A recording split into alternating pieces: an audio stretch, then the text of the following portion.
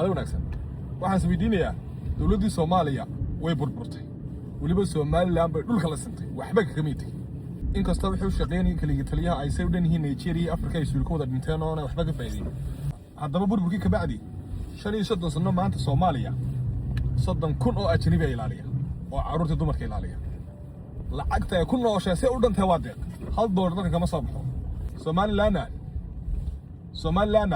hal askari oo ajnabi dalka ma joogo hal doolar dibad loogama keeno waxa lagu nool yahay